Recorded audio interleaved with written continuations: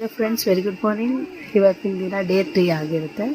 ನಾನು ಪಾಪುಗೆ ಇವಾಗ ಜಸ್ಟ್ ನಾನಿದ್ದು ವಾಶ್ರೂಮ್ಗೆ ಹೋಗ್ಬರೋ ಅಷ್ಟೊತ್ತು ಪಾಪು ಇದ್ದಿದ್ದು ತೋರಿಸ್ತೀನಿ. ಟೈಮ್ ನೋಡಿದ್ರೆ ಆಲ್ಮೋಸ್ಟ್ 11:30. ಟೈಮ್ 11:30 ಆಗಿದೆ. ನಾನು ಎದ್ದಿದ್ದು 11 o'clockಗೆ. ರಾತ್ರಿ ಜಾಸ್ತಿ ಎದ್ದೊಳ್ತಾನೆ ಇತ್ತು. ಸೊ ಇದ್ದಾಗೆ ಪಾಪ ಇದ್ದಾಗೆಲ್ಲ ನಾವು ಕೂಡ ಎದ್ದಿರಬೇಕಲ್ಲ, ಅದಕ್ಕೋಸ್ಕರ ಟೈಮು ಜಾಸ್ತಿ ನಿದ್ದೆ ಮಾಡಿಬಿಟ್ಟಿದ್ದೀನಿ.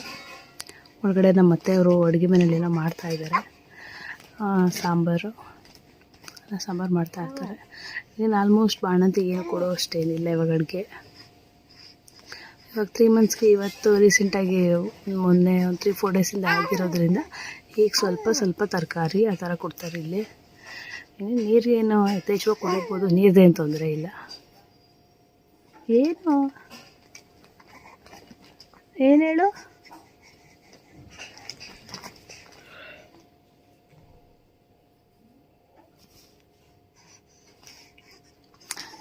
ಏನಪ್ಪ, ನನಗೆ ಹುಟ್ಟಿರೋ ಮಕ್ಕಳಲ್ಲಿ ನನಗೇನು ತೊಂದರೆ ಅನ್ನೋದೇನಿಲ್ಲ.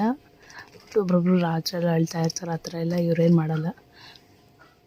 ಎದ್ದಾಗ ಸ್ವಲ್ಪ ಹಾಲು ಕುಡಿಸಿ ಮಲಗಿಸ್ಬಿಟ್ರೆ ಅವರಾಯಿತು, ನಿದ್ದೆ ಆಯಿತು. ನಮಗೂ ಕೂಡ ತುಂಬ ನಿದ್ದೆ ಕೊಡ್ತಾರೆ, ತೊಂದರೆ ಇಲ್ಲ. ಒಂದೊಂದು ಸತಿ ಏನು ಮಾಡಿಬಿಡ್ತಾರೆ ಅಂದರೆ ಎತ್ಕೊಂಡು ಓಡಾಡು, ತೊಟ್ಲಲ್ಲಿ ಮಲಗಿಸಿದ್ರೆ ಮಲಗಲ್ಲ, ಎತ್ಕೊಂಡು ಓಡಾಡು ಅನ್ನೋದು. ತೊಟ್ಲಲ್ಲಿ ಮಲಗಿಸಿ ತೂಗಿದ್ರು ಕೂಡ ಕಿರ್ಚ್ತಾ ಇರ್ತಾರೆ, ಎತ್ಕೊ ಅಂತಾರ. ಗೊತ್ತಾಗ್ಬಿಡುತ್ತೆ ನಮಗೆ ಫೀಲಿಂಗ್ಸ್. ಒಂದು ಸತಿ ಅದು ರೂಢಿ ಆಗಿಬಿಟ್ರೆ ಅದು ಎತ್ಕೊಂಡೇ ಇರಬೇಕು ಅನ್ನೋ ಅವ್ರಿಗೂ ಒಂಥರ ಚೆನ್ನಾಗಿರುತ್ತೆ. ಅಮ್ಮನ ಜೊತೆನೇ ಇದ್ದೀನಿ ಅನ್ನೋ ಫೀಲಿಂಗಲ್ಲ.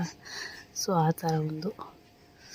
ಓಕೆ, ಇದು ಜಾಸ್ತಿ ಲಾಂಗ್ ಆಗೋಯಿತು. ಇನ್ಸ್ಟಾಗ್ರಾಮ್ಗೆ ಮತ್ತು ಯೂಟ್ಯೂಬ್ಗೆ 1 minute ಜಾಸ್ತಿ ಆಗೋಯಿತು. ಏನು ತಿಂಡಿ ತಿಂತೀನಿ ಅಂತ ಆಮೇಲೆ ನಾನು ಅದನ್ನು ಅಪ್ಡೇಟ್ ಮಾಡ್ತೀನಿ. Okay, thank you.